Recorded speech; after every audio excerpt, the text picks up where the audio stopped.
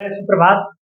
अरे आज आपको हम पढ़ाएंगे जो हमारा व्यंजन भेद के आधार हैं। इनमें आपको मैंने दो भेद आपको पढ़ा दिया है जो हमारे व्यंजन भेद के आधार हैं। पहला जो हमारा आधार है वह है उच्चारण स्थान के आधार पर। ध्यान दीजिएगा, पहला हमारा है उच्चारण स्थान के आधार पर और दूसरा हमारा है जो हमारा दूसरा व्यंजन भेद का आधार है वह है हमारा श्वास की मात्रा के आधार पर। ध्यान दीजिएगा, यहाँ पर मैंने आपको इसके पहले वाले वीडियो में दो भेद आपको पढ़ा दिया है। कौन पहला है? उच्चारण स्थान के आधार पर। उच्चारण स्थान के आधार पर क्या है? स्पर्श व्यंजन, अंतस्थ व्यंजन और ऊष्ठ व्यंजन। दूसरा हमारा है श्वास की मात्रा के आधार पर। ध्यान दीजिएगा, श्वास की मात्रा के आधार पर दूसरा हमारा है श्वास की मात्रा के आधार पर जिसमें अघोष और सघोष। अघोष का मतलब है 135 जो हमारा वर्गीय व्यंजन है, जो हमारा स्पर्श व्यंजन है, पहला, तीसरा और जो पांचवा वर्ण होगा प्लस अंतस्थ वर्ण हमारा क्या होगा? अघोष होगा। और जो हमारा क्या होगा? अल्प प्राण होगा। क्योंकि उसमें उसके हमारे दो भेद हो जाते हैं। किसी जो श्वास की मात्रा के आधार पर उसके दो भेद हो जाते हैं, अल्प प्राण और महाप्राण। अल्प प्राण का मतलब होता है जो मुख से कम मात्रा में बाहर निकलती है। अल्प प्राण हमारे कौन कौन है? अल्प प्राण हमारे कौन कौन है? 135 135 यानी कि प्रत्येक वर्ग का जो हमारे 5 वर्ग हैं, जो हमारे स्पर्श व्यंजन या फिर वर्गीय व्यंजन के जो हमारे 5 वर्ग हैं, पहला, तीसरा और पांचवा वर्ण जो हमारा होगा वो क्या होगा? वही हमारा होगा अल्प प्राण। और उसके बाद अंतस्थ, यार अलावा यही हमारे 4, 3, 7 वर्ण मिलकर के हमारे अल्प प्राण होते हैं। और महाप्राण जो हमारे होते हैं वह होते हैं हमारे 24 यानी कि दूसरा और चौथा वर्ण और प्लस हमारा होता है ऊष्ठ व्यंजन यानी कि 4 और 2 6। वो हमारे क्या होते हैं? महाप्राण होते हैं, अल्प प्राण और महाप्राण। तीसरा जो हमारा पार्ट है कंपन या फिर कंपन की मात्रा के आधार पर, अर्थात कंपन के आधार पर व्यंजन के भेद।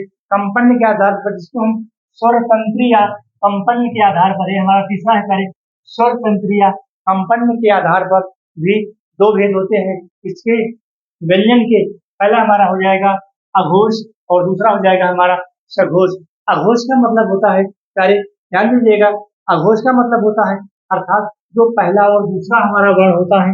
अघोष का मतलब होता है पहला, ध्यान दीजिएगा, पहला और दूसरा वर्ण, पहला और दूसरा वर्ण, पहला और दूसरा वर्ण, प्रत्येक वर्ग का ध्यान दीजिएगा। जो हमारे 5 वर्ग हैं स्पर्श व्यंजन की, पहला और दूसरा वर्ण, पहला और दूसरा प्रत्येक वर्ग का, पहला और दूसरा प्रत्येक वर्ग का, प्रत्येक वर्ग का वर्ण, प्रत्येक वर्ग का वर्ण, प्रत्येक वर्ग का वर्ण अघोष होता है।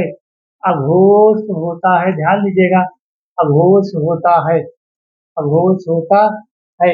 और पहला और दूसरा, ठीक है, कौन? पहला और दूसरा वर्ण अघोष है। और इसके अलावा हमारे शाखा साहा भी हैं। ये सा, हा और सा यानी कि तीनों सा। ये हमारा तालव्य सा है, ये हमारा कंठ से बोला जाता है, ये हमारा दंत सा है। और पहला और दूसरा यानी कि इसका जो फार्मूला है वह है 12। इसका फार्मूला क्या है? 12। जो हमारा अल्प प्राण का फार्मूला है 135, अल्प प्राण महाप्राण का फार्मूला है 24 और जो हमारा अघोष का फार्मूला है वह है 12। यानी कि पहला वर्ण और दूसरा वर्ण प्रत्येक वर्ग का, जो हमारे 5 वर्ग हैं कचट तक के, जो हमारे 5 वर्ग, ध्यान दीजिएगा, जो कचट तक के 5 वर्ग हैं, पांचों वर्ग से पहला और दूसरा, जो पहला और दूसरा हमारा वर्ण होगा वह अघोष होता है। और प्लस शाखा साहा। पूछेगा कि निम्नलिखित में से कौन सा वर्ण अघोष नहीं है, तो फिर आपको पांचों वर्ग में चक्कर लगाना पड़ेगा करें, तभी आप यहाँ पर कोई ट्रिक नहीं काम करेगा। यहाँ पर सिर्फ यही फार्मूला काम करेगा, यही फार्मूला पांचों वर्ग का।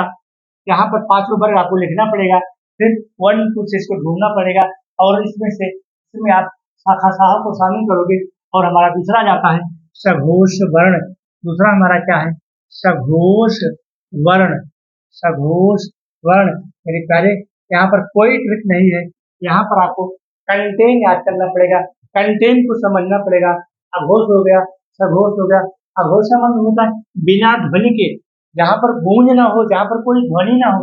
अघोष, आ हमारा क्या है, उपसर्ग है, जहाँ पर कोई गूंज ना हो, जहाँ पर कोई घोष ना हो, ठीक है, वही तो हमारा क्या है, पहला। और दूसरा यानी कि क खा, अगर इसको हम लेते हैं क खा, इसको अगर हम लेते हैं, ठीक है, यही तो अगर हमने काबर के दो अक्षर को ले लिया का हा, कोई गूंज नहीं है, कोई रुकावट नहीं है, हवा में कोई रुकावट नहीं, वायु में कोई रुकावट नहीं है, वायु सीधे मुख से बाहर आ रहे, का हा, कोई गूंज नहीं है, इसीलिए इसको अघोष कहते हैं, अर्थात बिना गूंज वाला वर्ण, अर्थात बिना स्वर के, बिना स्वर रहित, अर्थात बिना गूंज वाला वर्ण हमारा क्या है, ये बिना ध्वनि वाला या फिर नाद रहित, इसको हम नाद रहित भी बोलते हैं, ठीक है, इसको हम क्या बोलते हैं, नाद रहित।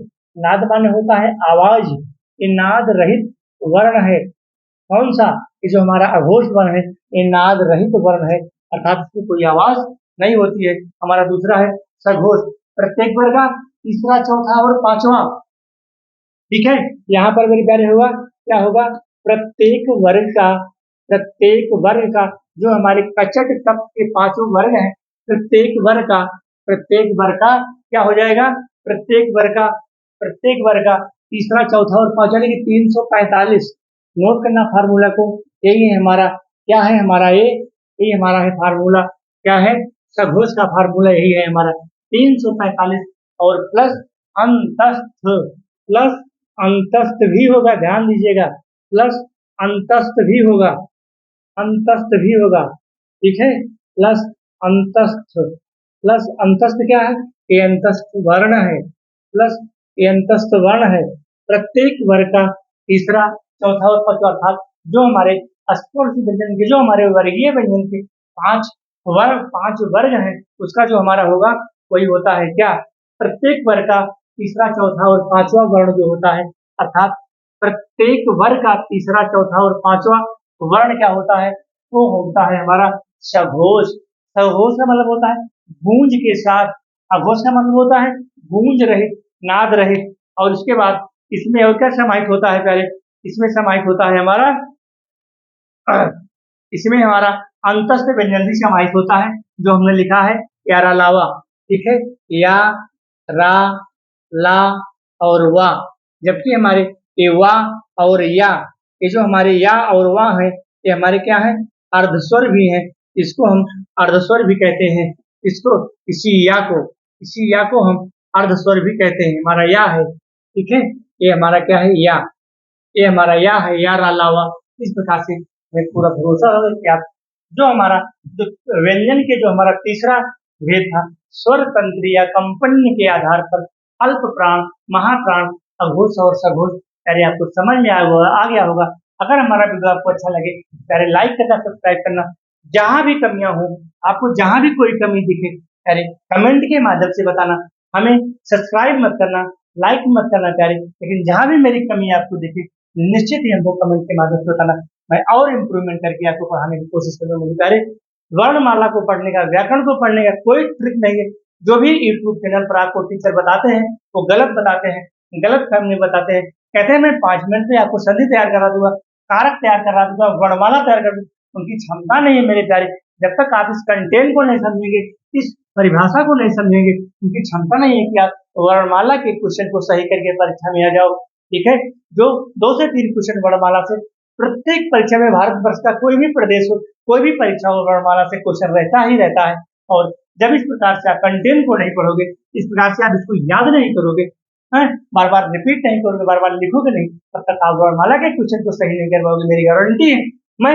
मैं हमको कह रही 10 से 12 साल हो गया व्याकरण ऑफलाइन पढ़ाते हुए, ऑनलाइन से तो मैं भी 4-5 महीने चैनल पर आया हूँ, ऑफलाइन तो मैं 10 से 12 वर्ष से पढ़ा रहा हूँ, कह रहे हमको 10 से 12 वर्ष का अनुभव है। इस प्रकार से अगर आप पढ़ेंगे तो आपके क्वेश्चन गलत नहीं होंगे मेरे प्यारे। अगर मेरे प्यारे हमारा चैनल आपको अच्छा लगे तो लाइक करो, सब्सक्राइब करो। धन्यवाद। जय भारत माता की।